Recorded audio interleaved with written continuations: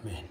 자, 오늘은 고린도전서 15장 19절로 12절로 19절 말씀입니다. 그리스도께서 죽은 자 가운데서 다시 살아나셨다 전파되었거늘 너희 중에 어떤 이들은 어찌하여 죽은 자 가운데서 부활이 없다 하느냐. 만일 같이 따라 사실까요? 만일 죽은 자의 부활이 없으면 그리스도도 다시 살지 못하였으리라.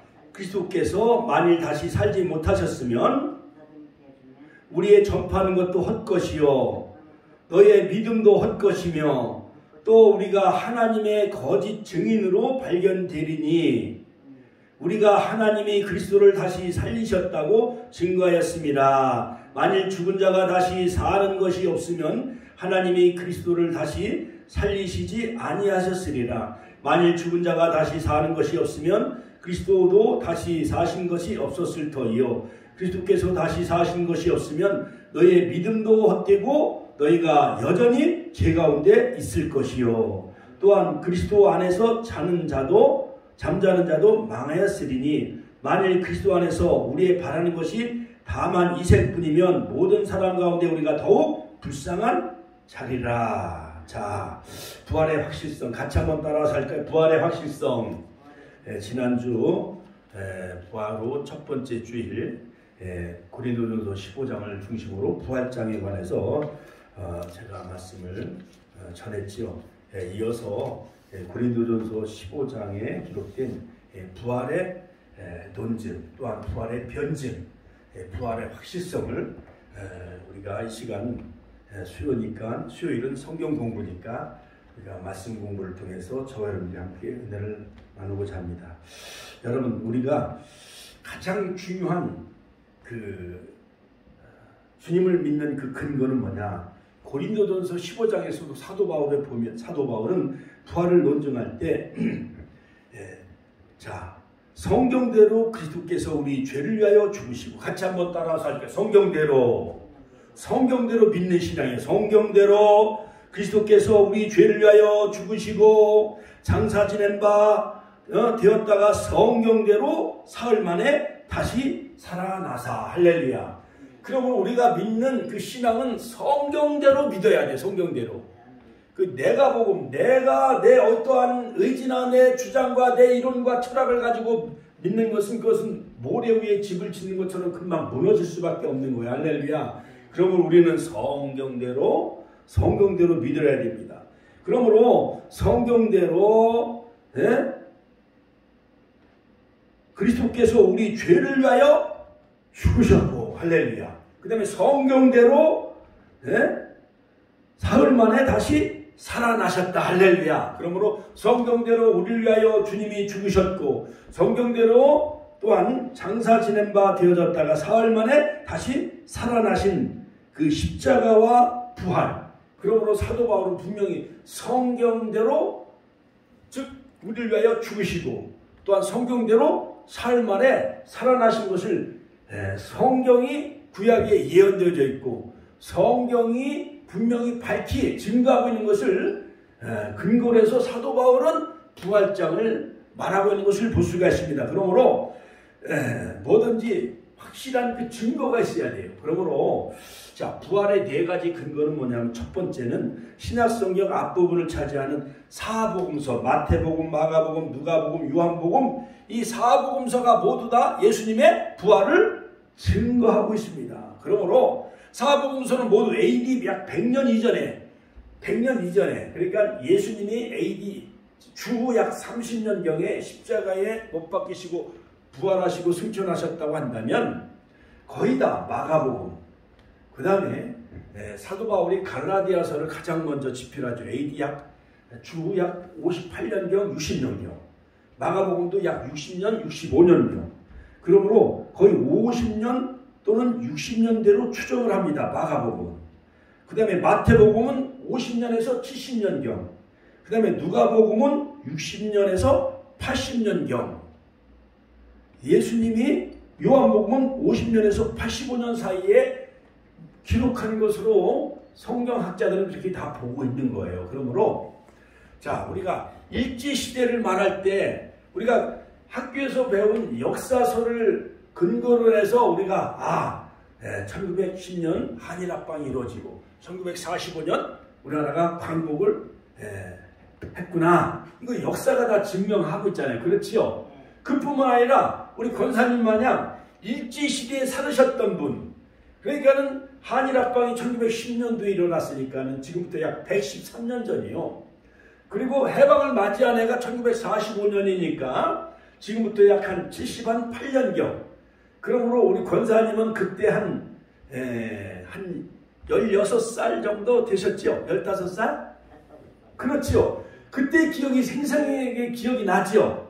그거 마냥 예수님이 부활하셨다는 것을 본 경험, 모든 11사도와 7제자와 두 여성과 그 다음에 엠마오로 내려가는 두 제자와 그 다음에 의심하는 도마에게와 게바에게와 그 다음에 만삭되지 못한 사도 바울에게도 나타났다는 것을 고린도전서 15장 부활장에서 게바에게 보이시고 후에 12제자에게와 후에 500의 형제에게 이 시에 보이셨나니 500명, 아까 영상 통해서 우리가 봤잖아요. 500명, 즉 베다니에서 갈릴리 감난산 그 베다니에서 바로 하늘로 올라가실 때 예수님이 축복을 하시죠. 저들에게 축복하시고 하늘로 올라가시잖아요. 그렇지요?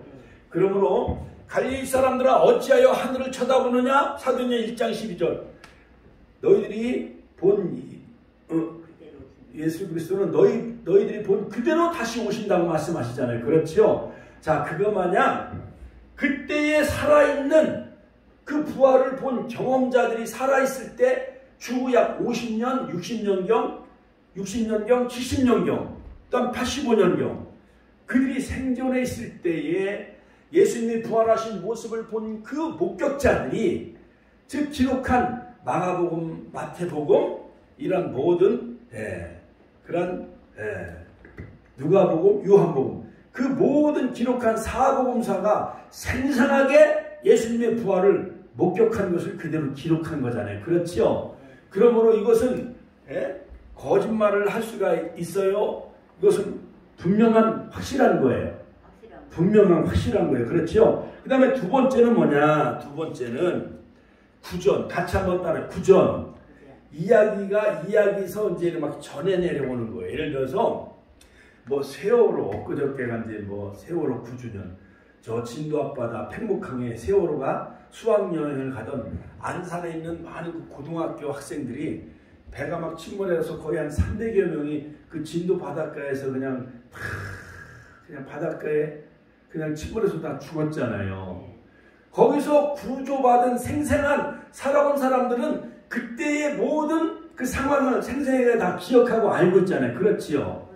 그거 마냥 예수님이 십자가에 죽으시고 부활하신 이 모든 그런 그 증인들이 목격자들이 생생하게 기록된 그 이야기가 구전이에요. 이야기에서 입으로 전해 내려오는 거. 그렇죠?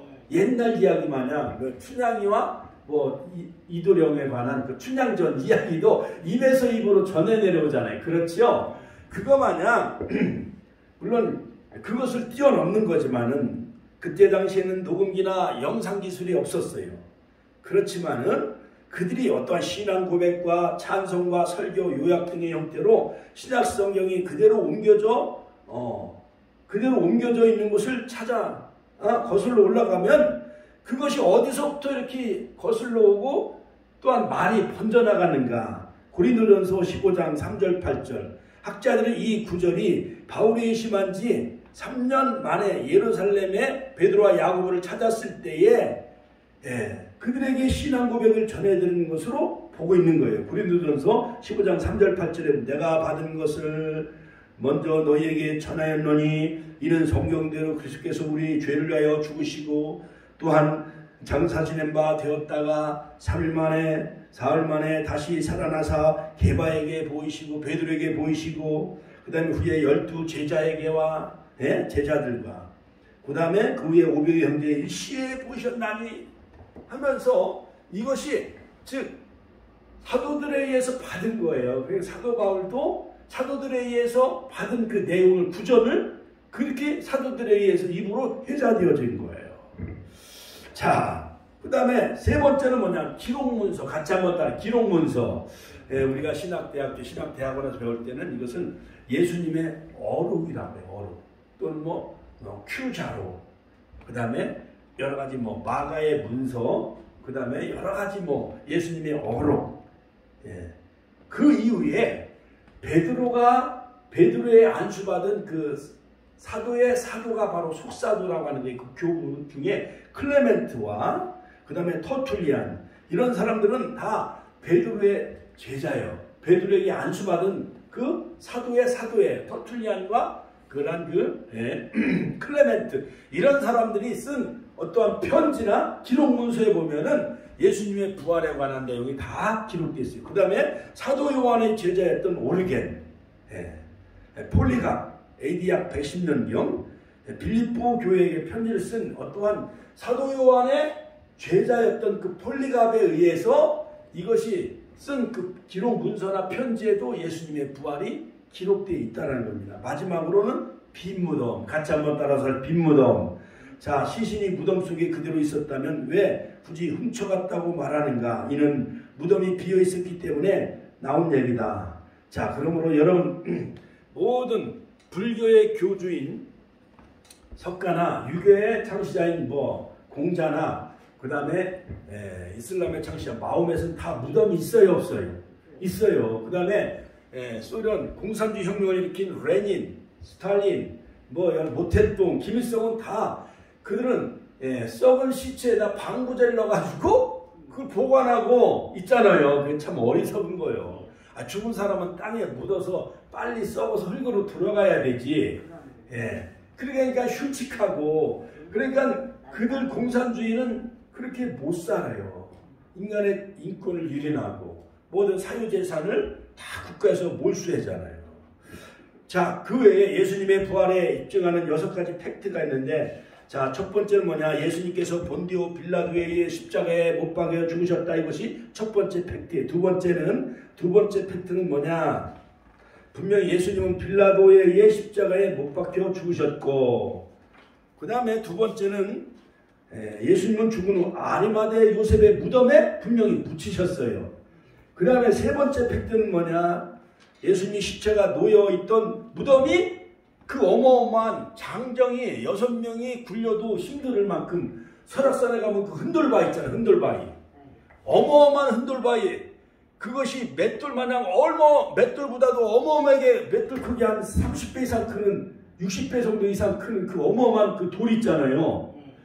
그 장정들이 군인들이 그 무덤을 그 돌로 막아놨는데 예수님이 죽으셨다고 한다면은 거기 무덤에 계셨다면 돌이 굴려갈 이유가 없잖아요. 그렇지요? 그 다음에 네로 황제의 시저 황제의 그 다 도장을 찍어서 임봉 아무도 그 문을 열지 못하도록 봉인한 거예요. 왕의 도장을 찍어서 거기 임봉해 놨기 때문에 사람이 그 무덤을 함부로 건드리면 안 되도록 왕의 도장을 어인을 다 찍어놓은 거예요. 그렇지요? 그런데 예수님은 천사들에 의해서 두 사람에 의해서 그 무덤이 돌이 굴러가고 예수님은 부활하심으로 바로 빈 무덤이 되어졌다. 세 번째는 빈 무덤을 발견한 마리아, 여자들이 목격자들이 있는 거예요. 빈 무덤을 발견한 그 목격자인 막달라 마리아와 또 다른 마리아가 새벽에 향품을 가지고 예수님 그 시신에 발라드리기 위해서 무덤가에 올라갔지요. 그때 바로 게바도 달려가서 보고 요한도 보고 무덤 안에 보니까는 수건이 객혀 있었고 할렐루야. 네 번째 팩트는 예수님의 제자들이 예수님의 부활을 믿었으며 또한 그들이 모든 제자들이 다락방에 모여 있었을 때 예수님은 부활체의 몸으로 우리가 이쪽 상가에서 저쪽 상가로 우리가 가려면은 어떤 키 번호나 열쇠를 열어야만 우리가 들어갈 수가 있잖아요. 예를 들어서 우리 권사님네 사는 그 힐스테이트 아파트를 여기서 내가 가려면은 권사님하고 같이 따라가야 되고 엘리베이터 타고 올라가서 37층인가 그 키를 열고 들어가야만 되잖아요. 근데 예수님은 엠마오로 내려가는 두 제자에게 떡을 띄워줄 때 그들이 눈이 열려져 부활하신 주님을 그들이 알게 되어졌고 즉시로 예루살렘에 올라가 보니까 벌써 예수님은 다락방에 그들을 모인 무리 속에 이미 나타나신 거예요. 먼저 가신 거예요. 그러니까 시공을 초월해서 권사님의 아파트에도 나타나고 우리 헤늘리 성경 아파트에도 나타나고 한 것 마냥 부활체의 몸, 같이 한번 따라서 부활체의 몸. 그래서 영은 살과 뼈가 없으되 나는 살과 뼈가 있느니라 하면서 손과 발을 다 옆구리를 보여주시죠. 그리고 떡을 가져라 하면서 떡도 잡수시고 군 생선도 잡수시잖아요. 그러니까 부활체의 몸은 우리 마냥 이런 육신이 아니라 육신을 뛰어넘은 신비로운 부활체의 몸. 같이 한번 더 신비로운 부활체의 몸. 바로 그 부활하신 예수님이 마가의 다락방에 찾아오셨어요. 갈릴리 바닷가에 또 찾아가셨어요. 그리고 부활하신 예수를 만난 자들은 목숨을 걸고 그들이 복음을 전합니다. 다섯 번째 팩트는 뭐냐? 예수님의 적대적이었던 사람들이 예수님의 부활을 믿으며 그 믿음 때문에 목숨 걸고 복음을 전해요. 특별히 사도 바울에게 신의 한 수죠.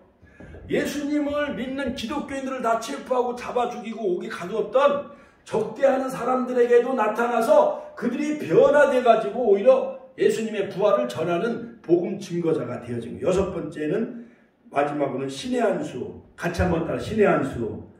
사도 바울. 가장 박해하고 가장 기독교인들을 죽이는데 스데반을 돌로 쳐서 죽이는데 앞장섰던 이 사도 바울에게 나타나신 거예요. 우리 사도행전 9장 15절 다메섹으로 가는 가운데 부활하신 예수님이 사울아 사울아 네가 어찌하여 나를 핍박하느냐 당신은 누구시오? 나는 네가 핍박하는 예수니라. 할렐루야.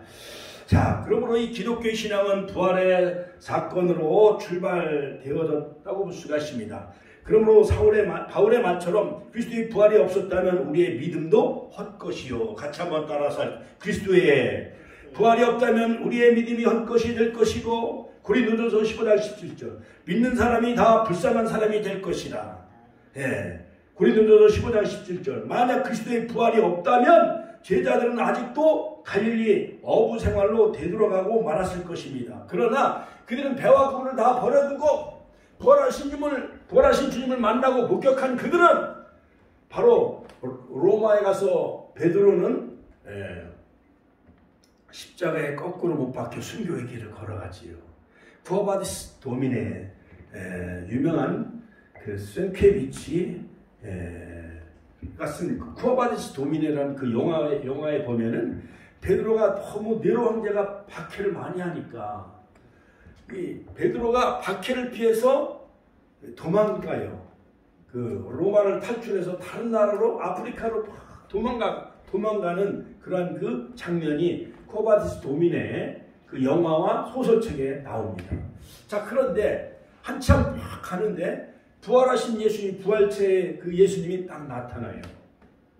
그때 베드로가 바로 이 부활하신 예수님을 만나요. 쿠어바디스 도미네, 나의 주님이시여 하면서 당신 어디로 가시나이까 이렇게 물어봐요. 베드로가.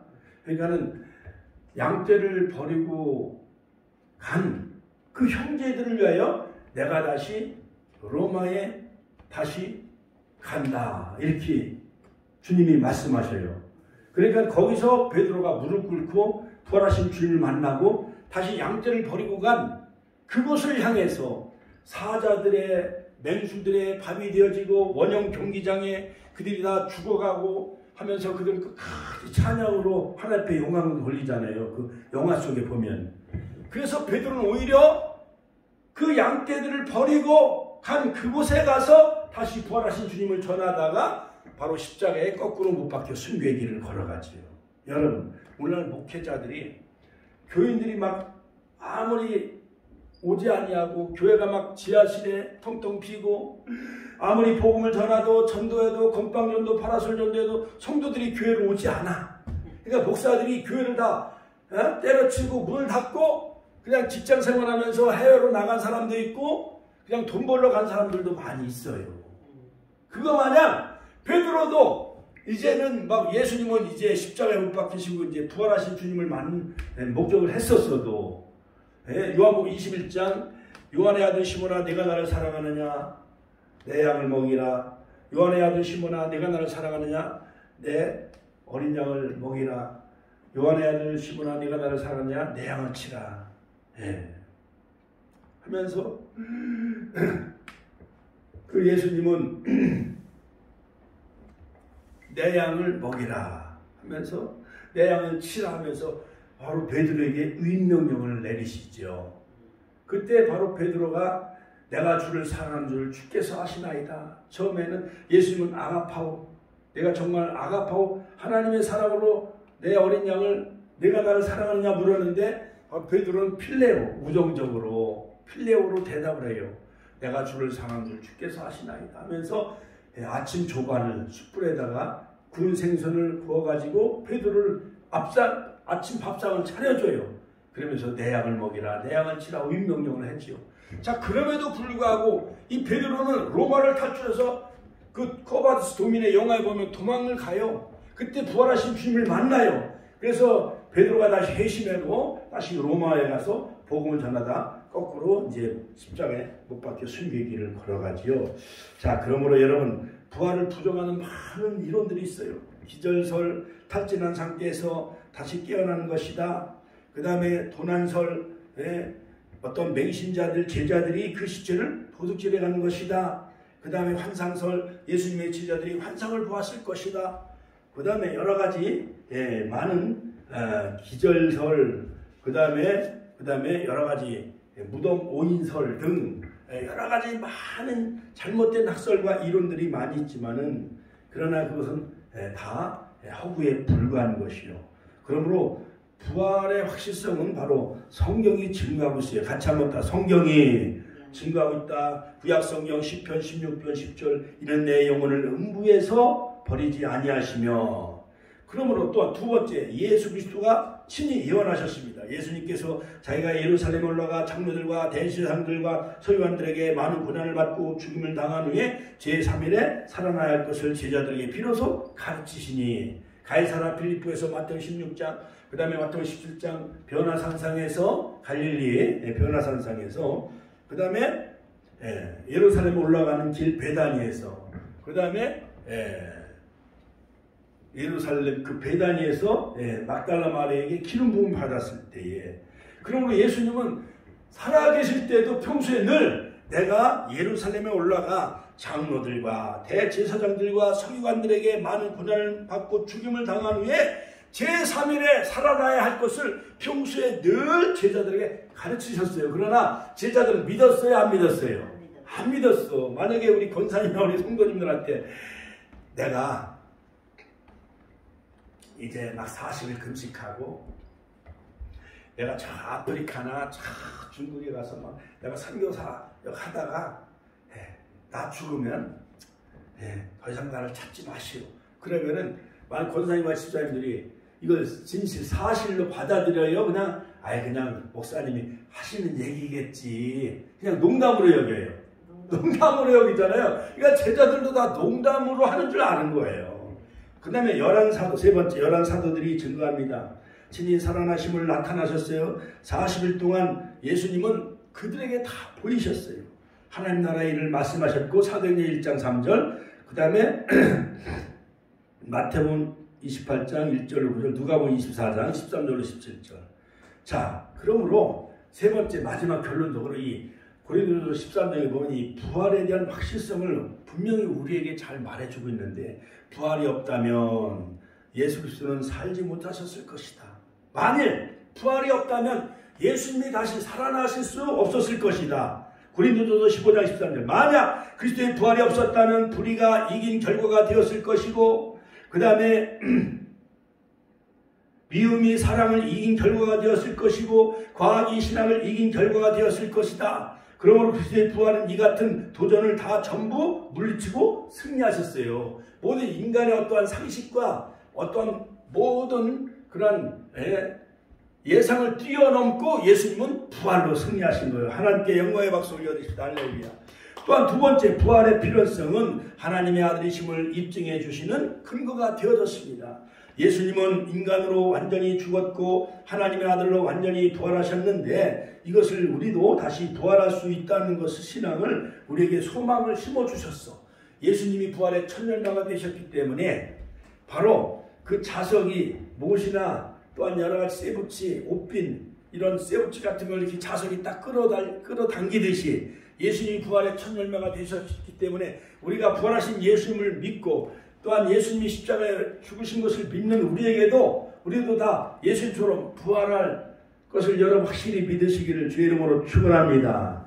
로마서 1장 4절에 보면 죽은 자 가운데서 부활하여 능력으로 하나님의 아들로 인정되셨으니 곧 우리 주 예수 그리스도시니라. 그러므로 예수님은 물론 하나님의 아들로서 십자가에 죽으셨지만은 그러니까 다시 부활하심으로 하나님의 아들로 인정되신 거예요. 그리스도가 되신 거예요. 할렐루야. 하나님께 영광의 박수 올려드립니다. 그 다음에 세 번째, 부활의 역사적인 실증을 우리에게 분명히 말해주고 있는데 예수의 부활로 2000년이 지난 동안 수많은 사람들이 순교의 피를 다 흘려요.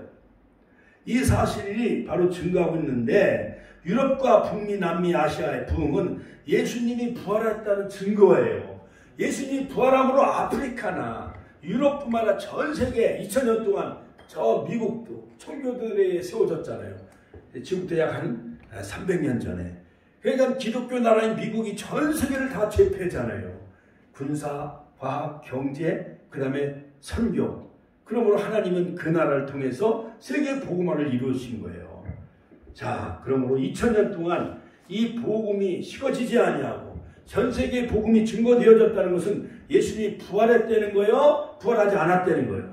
부활했다는 거예요. 그러므로 이 부활절은 우리 기독교의 최대 명절이에요. 성탄절과 부활절은 기독교의 최대 명절이에요. 할렐루야. 자, 그러므로 고린도전서 15장 1절로 19절에 보면 바로 이 부활장을 기록한 목적은 뭐냐? 고린도 교인들로 하여금 부활에 대한 확고한 신앙을 갖게 하기 위해서, 그 다음 두 번째, 부활을 부인하는 이단 사설에 대처하기 위해서, 특히 바울은 본서를 통해 당신은 부활을 목격한 사람들이 많고 생존에 있었고 부활의 증인 역할을 하였을 뿐 아니라 기독교의 역사적 진실성을 증명했던 것이, 그러므로 자, 우리는 부활의 확신을 믿고 이 고린도전서 15장을 통해 부활의 확신을 갖는 그러한 우리 축복의 권속들이 다 되시기를 주의 이름으로 축원합니다. 결론적으로 예수님의 부활 사건 하나님의 아들로 확증되어진 것이고, 예수님은 사람의 모양으로 성육신 동정녀의 마리아의 몸을 빌어 탄생하셨지만은